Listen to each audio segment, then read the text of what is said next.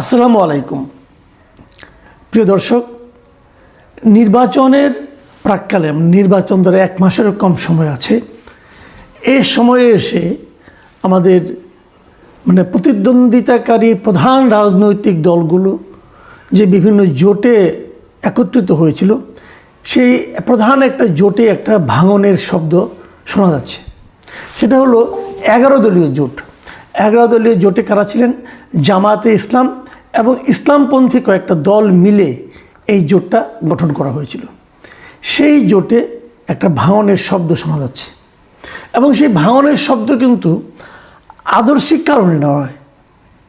ভাঙনের শব্দ হলো আসন ভাগাভাগি নিয়ে। এই জায়গাটাতে এই যে কারণটা, এই কারণটার জন্য আমি ব্যাপারটাতে খুব ইন্টারেস্ট ফিল করছি এবং আপনাদের সঙ্গে আলোচনা করছি। একটা জোট কিন্তু হতেই পারে, ধরেন প্রায় কাছাকাছি আদর্শ, একটু ডিফারেন্স আছে, এ ধরনের দলের মধ্যে জোট হতেই পারে। কিন্তু এই 11 দলীয় যে জোটটা ছিল, এটা কিন্তু কোনো জোট ছিল না, এটা ছিল একটা নির্বাচনী জোট, কোনো আদর্শিক জোট না। এখানে আদর্শের কোনো মিল নাই, বরঞ্চ উল্টাপাল্টা আদর্শ। যেমন এলডিপি আছে এই জোটের মধ্যে, অলি আহমেদ, উনি খুবই মুক্তিযোদ্ধা এবং মুক্তিযুদ্ধের পক্ষের লোক বলে নিজেদেরকে দাবি করেন এবং জামায়াত বিরোধী। এবং দেখা যাচ্ছে যে এখানে তারা জোট করেছেন জামায়াত ইসলামের সঙ্গে এবং অন্যান্য ইসলামী দলের সঙ্গে। আদর্শের কোনো মিল নেই। আবার ধরেন ইসলামী যে দলগুলো আছে সেগুলোর মধ্যেও কিন্তু যোজন ডিফারেন্স। এই জামায়াতে ইসলামের যে রাজনীতি, এটা নিয়ে ইসলামী আন্দোলন, যেটা চরমনের পিরিয়ড যে দলটা আছে, ওনারা কিন্তু অনেক আক্রমণাত্মক কথা তারা জামাতে ইসলাম সম্পর্কে বলেছেন এবং এমনও বলেছেন যে জামাতে ইসলাম করলে পরে মানুষের তার ইমান নষ্ট হয়ে যেতে পারে, এমন কথাও বলেছেন। যে দল করলে ইমান নষ্ট হয়ে যাওয়ার আশঙ্কা আছে, সেই দলের সঙ্গে কিন্তু আবার ইসলামী আন্দোলন জোট করেছে। তার মানে পুরো জোটটা হলো নির্বাচনী জোট। নির্বাচনী জোটের মানে হলো যে কত বেশি আসন পাওয়া যায়।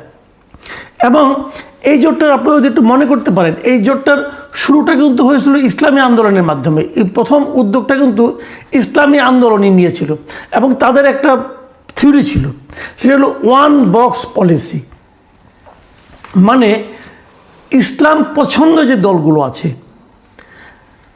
যে মানুষরা ইসলামের কথা শুনে ভোট দিতে চায়, ইসলাম পছন্দ যে ভোটারগুলো আছে, তাদের ভোটগুলো একটা বাক্সে কী করে আনা যায়, এই ছিল মূল লক্ষ্য। এবং এই মূল লক্ষ্য নিয়ে তারা কিন্তু প্রথমে 5টা দল মিলে একটা জোট করে। সেই 5 দলের মধ্যে কী ছিল? তারা ছিল ইসলামী আন্দোলন ছিল, তার সঙ্গে ছিল বাংলাদেশ খেলাফত মজলিস, এই যে মামুনুল হক সাহেবের দলটা, এটা তার সঙ্গে ছিল কেবল একটা আছে খেলাফত মজলিস, আর একটা হলো বাংলাদেশ খেলাফত আন্দোলন, এবং তার সঙ্গে যুক্ত হয়েছিল বাংলাদেশ নিজামে ইসলাম পার্টি। এই 5টা দল মিলে তারা প্রথমে একটা জোট করে। এই জোটের 5 জনের সঙ্গে 6ষ্ঠ দল হিসাবে যুক্ত হয় বাংলাদেশ জামায়াতে ইসলাম।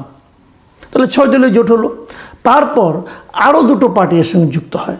একটা হলো জাতীয় গণতান্ত্রিক পার্টি বা জাগপা, আরেকটা হলো বাংলাদেশ ডেভেলপমেন্ট পার্টি বা বিডিপি। এই দুটো যোগ হওয়াতে দলের সংখ্যা দাঁড়ায় 8টা। এই 8টা দল একসঙ্গে মিলে বেশ কিছুদিন বিভিন্ন সময় আন্দোলন, বিবৃতি, বিভিন্ন কথাবার্তা তারা কিন্তু বলেছে এবং সবাই ধরে নিয়েছিল এই 8 দলের একটা জোট হচ্ছে। এবং সেই জোট যখন হচ্ছিল, তারপর এই শেষ দিকে এসে, শেষ বেলায় এসে আরও নতুন 3টা দল এখানে যুক্ত হয়। এবং ইসলামী আন্দোলনের বক্তব্য না হলো অভিযোগ বলি আমি, ইসলামী আন্দোলনের অভিযোগ হলো এই যে আরও 3টা দল যুক্ত হয়েছে, এই 3 দলের সঙ্গে যুক্ত হওয়া এবং আসন ভাগাভাগি, এই কোনো প্রক্রিয়ার সঙ্গে ইসলামী আন্দোলন ছিল না, এটা ওদের বক্তব্য। সেই 3টা দল কি কি? একটা হলো জাতীয় নাগরিক পার্টি এনসিপি, আরেকটা হলো আমার বাংলাদেশ পার্টি যেমন এবি পার্টি, আরেকটা হলো অলি আহমেদ সাহেবের লিবারেল ডেমোক্রেটিক পার্টি বা এলডিপি। এই 3টার যুক্ত হওয়ার সঙ্গে কিন্তু অন্য জোটের অন্য দলরা অতটা ওয়াকিবহাল নয় বলে তারা অভিযোগ করেছেন। ঠিক আছে, তারপরেও তারা চলছিল এবং জোটটাকে আপাত দৃষ্টিতে 11 দলীয় জোট, 11 দলীয় নির্বাচনী জোট এবং একটা শক্তিশালী জোট হিসেবে হয়তো কেউ মনে করছিল। আজকে কথা ছিল যে এই জোটের কে কত আসন নিতে যাচ্ছে, কে কত আসন পেতে যাচ্ছে, কোন কোন আসন কে পেতে যাচ্ছে, এই সমস্ত বিষয়ে আজকে একটা প্রেস কনফারেন্সের মাধ্যমে বিষয়টা জানানোর কথা।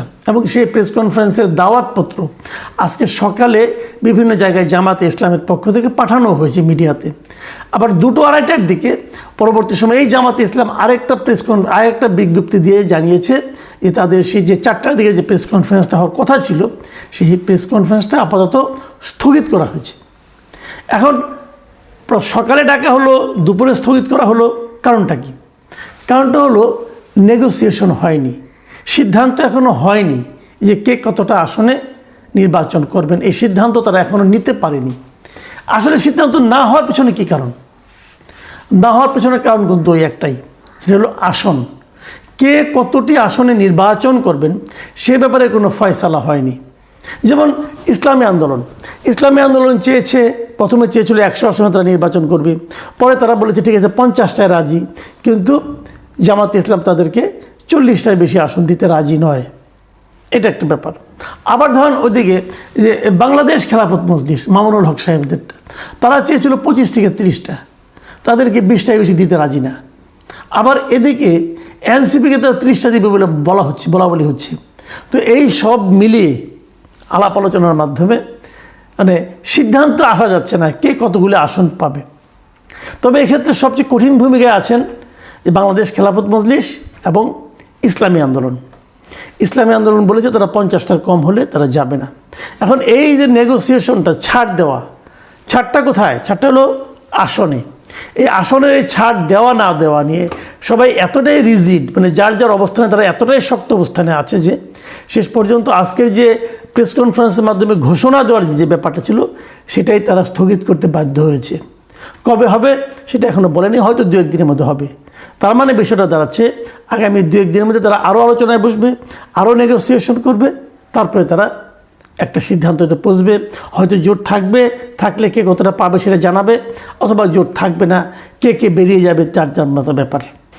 এখন এই বিষয়টা নিয়ে একটু কথা বলতে চাই, এই জোট বিষয়টা নিয়ে, যে এই ধরনের জোট আসলে জাতির জন্য কি উপকার নিয়ে আসে, এই কথাটা একবার ভাবেন আপনারা। তাদের মধ্যে আদর্শের কোনো মিল নাই, কিন্তু কেবল আসন, মানে ওই যে 1 বক্স যে পলিসিটা, যে একটা বক্সের মধ্যে ইসলামকে যারা পছন্দ করে অথবা ইসলামী নামধারী দলকে যারা ভোট দিতে চায় তারা যেন একটা বক্সে থাকে। ধরেন একটা এলাকায় নির্বাচন হবে, সেখানে ইসলামী আন্দোলন আছে, অথবা খেলাফত মজলিস আছে, অথবা বাংলাদেশ খেলাফত মজলিস আছে, এবং সেই সঙ্গে ধরা যাক আপনার জামাতে ইসলামী আছে, নিজামী ইসলাম পার্টি আছে। এরা সব তো আপনার হলো গিয়ে ইসলাম নামধারী দল, মানে এরা সবাই নিজেদের মতো করে বলতে চায় যে আমাদের দলকে ভোট দিলে আমরা ইসলাম কায়েম করব। তাহলে যে সমস্ত সাধারণ মানুষ বুঝে হোক না বুঝে হোক ইসলামী দলকে ভোট দিতে চায়, তাদের ভোটটা কিন্তু এরকম 4-5 ভাগ হয়ে যাচ্ছে। এই জিনিসটাকে এড়ানোর জন্যই কিন্তু ইসলামী আন্দোলনের পক্ষ থেকে প্রস্তাবটা ছিল যে 1 বক্স পলিসি, মানে ইসলামকে যারা পছন্দ করেন তারা সবাই একটা বক্সের মধ্যে ভোট দিবেন, যাতে নাকি তাদের মানে আপনার প্রার্থী সংখ্যার মানে আপনি নির্বাচিত হওয়ার সম্ভাবনা বেড়ে যায়। পলিসি নির্বাচনের বিচারে খুব ভালো, কিন্তু রাজনীতির বিচারে কি ভালো? দেখুন, ইসলাম তো একটা, জিনিসটা খেয়াল করুন, ইসলাম তো একটা। হযরত মুহাম্মদ সাল্লাল্লাহু আলাইহি ওয়াসাল্লাম যে ইসলাম করেছেন সেই ইসলামের তো উনি কোনো শাখা প্রশাখা বানান নাই, উনি একটা ইসলাম বানিয়েছেন। সারা দুনিয়ার জন্য একটা ধর্মগ্রন্থ কোরআন আছেন। তো একটা কোরআন যেখানে আছে, এই কোরআনের অনুসারী তো একটাই হওয়া উচিত ছিল, এতগুলি কেন? তার মানে এই কোরআনের বিভিন্ন ঘটনা প্রবাহে বিভিন্ন আয়াতের ব্যাখ্যা এবং কোরআন ভিত্তিক জীবনযাপনের জন্য যে ব্যাখ্যা আছে, সে ব্যাখ্যায় কিন্তু ভিন্নতা আছে। আর ব্যাখ্যায় যদি ভিন্নতা থাকে, ভিন্ন ভিন্ন ব্যাখ্যার সবগুলো যা সঠিক হবে না। যদি সবগুলি সঠিক না হয়, হয়তো একটা সঠিক হবে, বাকিগুলো ভুল হবে। এখন কোনটা ভুল কোনটা সঠিক এটা আমি আপনি সাধারণ মানুষ আমরা কেমনে বুঝবো? ওনারা বুঝেন, এবং ওনারা এতটাই বুঝেন যে নিজেরটা ছাড়া বাকিগুলিকে মোটামুটি বলেন যে ওখানে গেলে ইমানই নষ্ট হয়ে যাবে, তারা এমন কথাও বলেন। তাহলে আমরা কোন দিকে যাব? এখন তারাও কিন্তু মিলতে পারছে না। তাদের যে বিভেদটা, এটা কিন্তু নৈতিক কারণে, তাদের বিভেদের কারণে তারা আলাদা আলাদা দল করেছে ইসলাম নাম দিয়া, কিন্তু ভোটের ক্ষেত্রে এক হয়েছিল।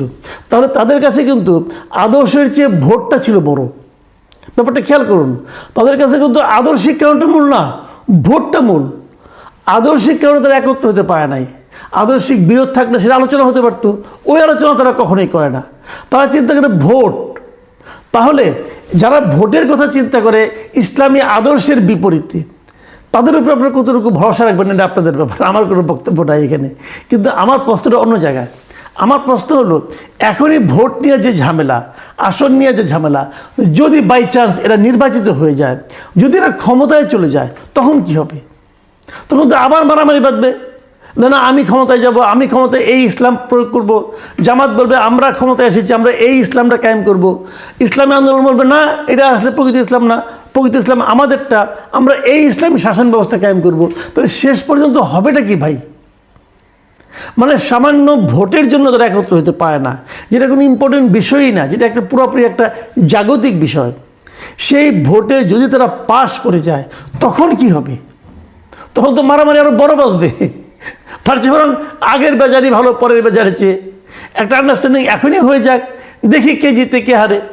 তো এখন এই যে বিষয়গুলো আমি সবসময় বলি যে এই যে জোটগুলি হচ্ছে না, এদের বিবেচনায় আসলে এদেশের মানুষের জীবনযাপন কী হবে, এদেশের মানুষের উন্নয়ন কীভাবে ঘটবে, এদেশের মানুষ কোন ইসলাম গ্রহণ করবে অথবা কোন ইসলামী জীবন ব্যবস্থা তারা চলবে, এইগুলি এদের বিষয় না।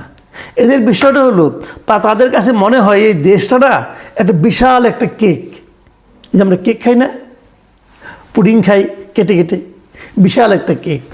এখন এই কেকের কে কতটুকু অংশ কেটে নেবে, তাদের লক্ষ্য হলো ওইটা। তারা দেশটা নিয়ে ভাবে না, এই দেশের উপর তাদের নিয়ন্ত্রণ কতটুকু থাকবে তারা ওইটা ভাবে। এই যে গতানুগতিক রাজনৈতিক যে একটা প্রবাহ, যে গড্ডালিকা প্রবাহ, এই প্রবাহে আমরা কি ভেসে যাব নাকি আমরা এই প্রবাহের বিরুদ্ধে দাঁড়াবো? এটাই হচ্ছে আমাদের আগামী নির্বাচনের, আমাদের ভোটারদের দিক থেকে আমি মনে করি মূল চিন্তার বিষয়। প্রিয় দর্শক, আপনারা চিন্তা করুন, চিন্তা করে সিদ্ধান্ত নিন। আল্লাহ হাফেজ।